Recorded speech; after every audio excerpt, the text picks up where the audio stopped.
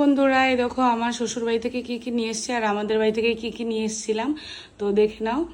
তো সবার ফার্স্টে এই যে সর্ষের তেল 1 বোতল আমাদের বাড়ি থেকে দিয়েছিল, আমাদের জমির তেল সর্ষে। আর এখানে আছে রসুন, 2 কেজি রসুন দিয়ে দিয়েছিল আমার মা, কিনে পাঠিয়েছিল আমাদের কাছে। মানে আমার বর যখন আমাদের দিয়ে চলে এসেছিলো তখন পাঠিয়ে দিয়েছে বরের কাছে।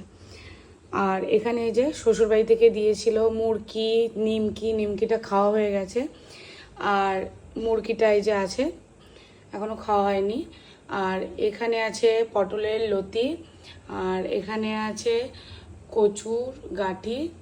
এই যে মেজদা কিনেছিল সকালবেলা, বাজার করতে গিয়ে কিনে এনেছিল, আমরা নিয়ে আসবো বলে, তাই আমাদেরকে কিনে পাঠিয়ে দিয়েছে আমাদের কাছে। তো এই হলো দুই বাড়ির মিলিয়ে। আর আমি কচুর গাঁটি কিছু কেটেছি, কিছু রান্না করার জন্য কেটে নিয়েছি কচুর গাঁটি। আর এই যে সব আছে, এগুলোই নিয়ে আসা হয়েছে। বলছিলাম দই নিয়ে আসবো, তো দই আর নিয়ে আসা হলো না, মনে ছিল না আমার বরের। তো এখানকার দই মিষ্টি পুরো খাঁটি দুধের, তো দইটা খেতে খুব সুন্দর লাগে। আর মিষ্টিগুলোও খুব সুন্দর, কেন পিওর ছানা দিয়ে বানায় যেহেতু, তার জন্য। তো মনে ছিল না, আর কি করা যাবে।